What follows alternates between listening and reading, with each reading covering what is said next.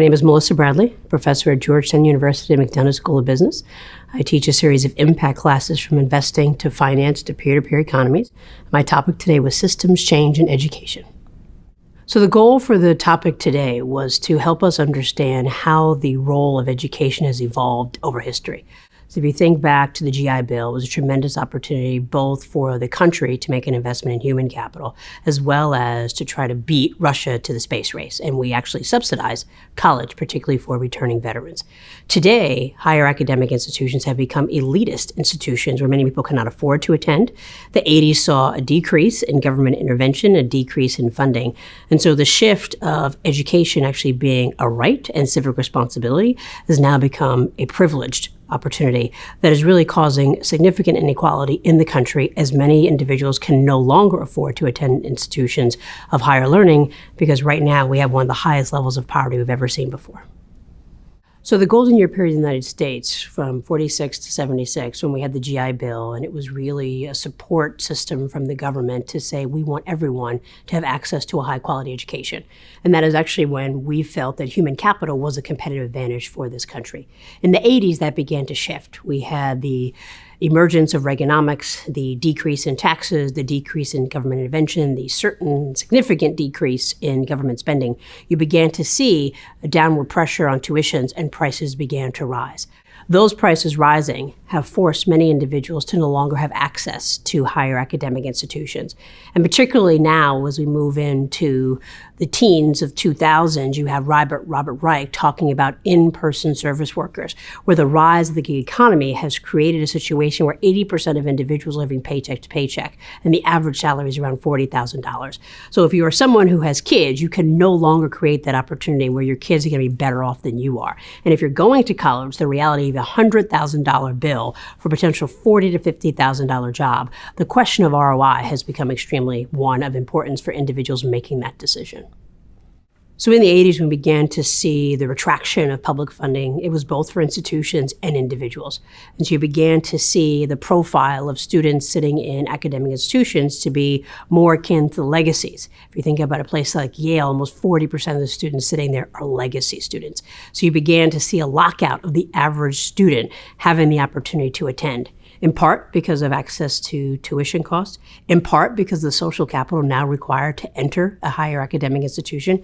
Many individuals are not just paying the $100,000 to have their kids there. They're paying the $7,000 to $10,000 for SAT prep. They're paying the $20,000 to $30,000 on a private high school in order for them to get there. And that began to create a significant divide between those who have and those who don't.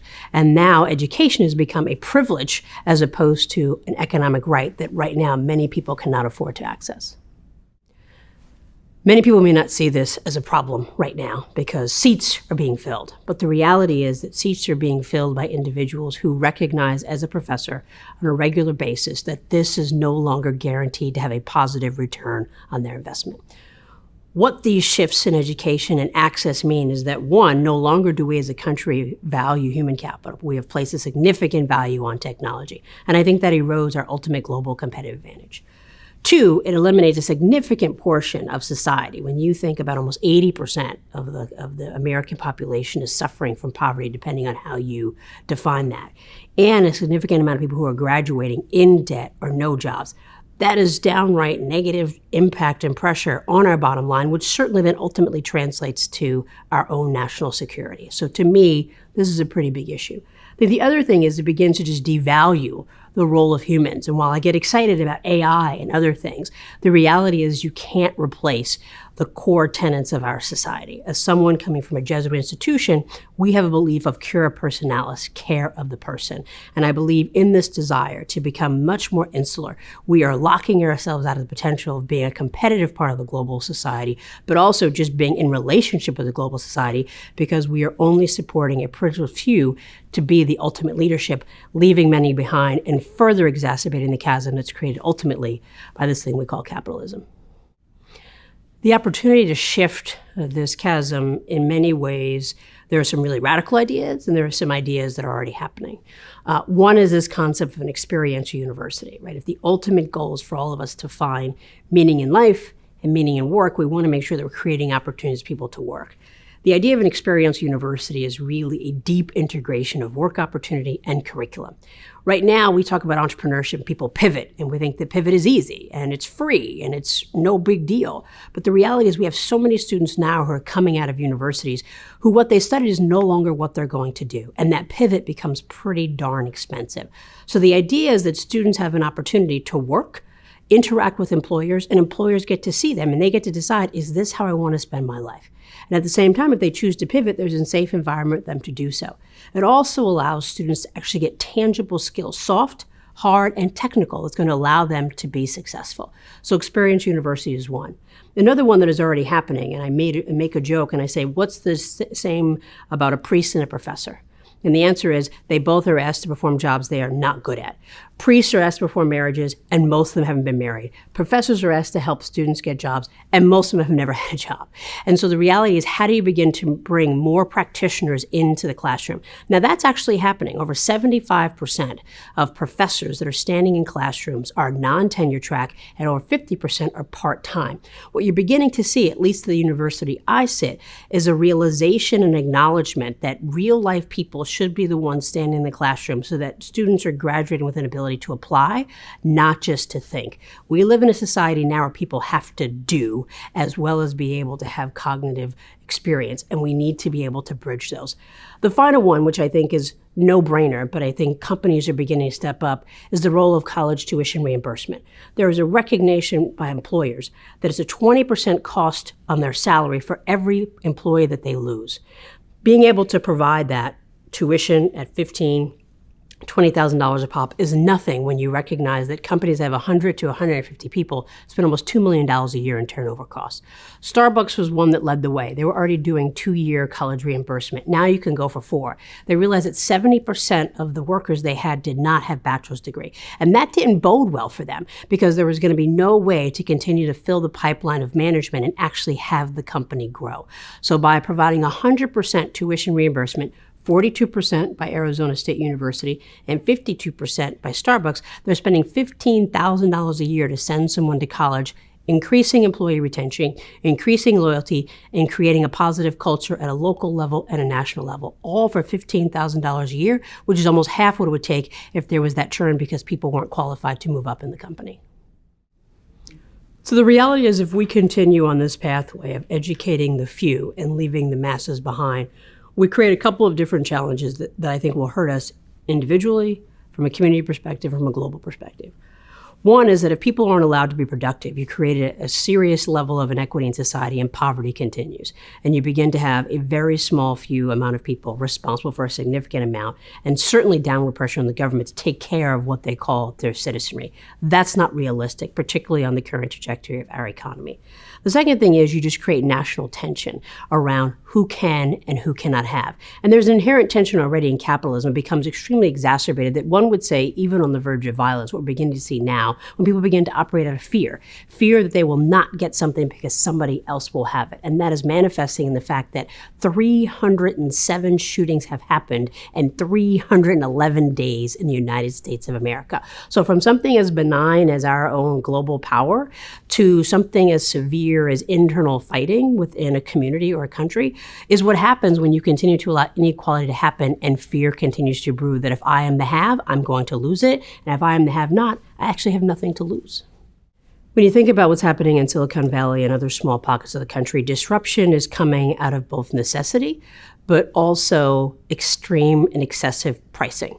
If you look at healthcare, if you look at K through 12 education, many of disruptive technologies have entered at a time where prices are too high and you can no longer calibrate supply and demand.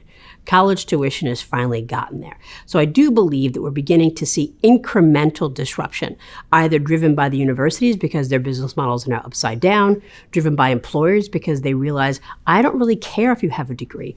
Facebook and Google are hiring 1,000 coders every single month who don't have college degrees because that's the way they stay competitive. And I think individuals are beginning to realize that I need to be able to have a tangible skill and probably more of a certificate and be fully competent in something that a degree that many of us can't even find from our undergraduate career that just demonstrates we showed up, We somewhat participated, and we have a general education. And so I think in a world where we are all fighting to be a superpower, be ahead, maintain some competitive advantage, we're beginning to recognize that it is not just our intellectual capacity that we need, but is our ability to actually apply what we learn. And in many cases, institutions are more concerned with what we can think about in the theoretical than actually what is happening. And so I think you're beginning to see incremental investments from venture capitalists in disruptive edtech technology, where Coursera and Udacity could actually become the norm, and a certificate has slightly greater value than a degree. I think you're already seeing universities whose tuitions do not cover the full cost of someone's attendance beginning to invest in non-tenure track professors, which, whether they know it or not, is actually causing significant poverty amongst those professors, but bringing a different conversation of relevance and accessibility and meaning to students in the classroom. So you have universities right now whose average tuition price is greater than the median salary of an American. So there clearly is a problem. I think there's an opportunity for institutions, one, to recognize that their brand promise needs to change. That just because I go to an Ivy League school or I have a certain pedigree, that guarantees me success. If you look across the top 10 schools, however you define top 10, it's safe to say the successful yields of graduation are dropping, and certainly the yields on who's getting a job in that first 6 months are changing. And that says we're not doing something right. It seems to me that if universities began to be slightly more entrepreneurial and really spend more time with their customer and recognizing their customer is not the 40% of legacies at Yale, the customer is the average citizen who desires to go back to the golden years where education is an opportunity for economic mobility. Many of them are slowly walking into new territory. At Georgetown, we have a significant amount of online courses, but we haven't adjusted them that it caters to individuals who are already working. It doesn't support women who have families. We just said, let's embrace technology for the sake of technology. If they're willing to take the next step, reframe and refine what their brand promise is, which is to educate all and not just a few, have real conversations and assess the market between supply and demand, I do believe that they can make that switch. However, it's not going to happen alone. So many universities are underwater, upside down, the endowments are lacking. They are going to have to look at public-private partnerships to be able to make that successful. As we enter this new era of disruption, I think there is some hope and optimism that the government will come back and help, not necessarily recreate, but mimic what happened in the golden years, which is a commitment to its citizenry and that everyone has the opportunity for economic mobility. And that we realize that as a country, it is human capital and people that are a competitive advantage, not technology, and it's not tariffs that are going to save us from competition.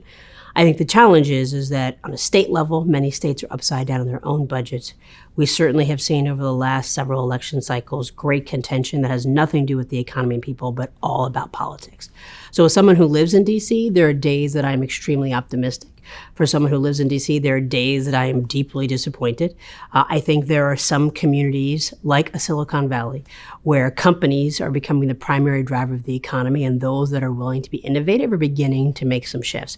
I'm also highly optimistic that enough people, particularly after the financial crisis, are recognizing the interdependency between government, the private sector, and the social sector, and the rise of young people, the rise of women, the rise of those that don't look like our historical politicians that sit on walls amongst many of our institutions, will see the need for disruption. By their mere presence, their mere diversity of thinking and experience will hopefully allow the government to play a much more powerful and positive role around ensuring equality for all in our society. The opportunity to present to this group of successful, dynamic, and I would say deeply committed and mission-driven individuals, for me was an opportunity to be provocative, to get them to think outside the box. First and foremost, to recognize their privilege. When we all take through this pathway, including myself, you go to private school, you go to a school like Georgetown, you oftentimes are safe from what's happening in the rest of the world. And this was an opportunity just to give a light touch or jolt to say you are truly privileged and you do not represent the majority of America. But not a burden, what a tremendous opportunity, because you are all here because of your ethical and moral direction around changing the world. And whether you're trying to save or serve microfinance, or you're trying to save the climate, you have to realize there's an ecosystem that needs to be taken care of and nurtured in order to have an ultimate solution. I teach a class called Social Innovation. I said, America has solved absolutely nothing except polio. Now, unfortunately, it's coming back.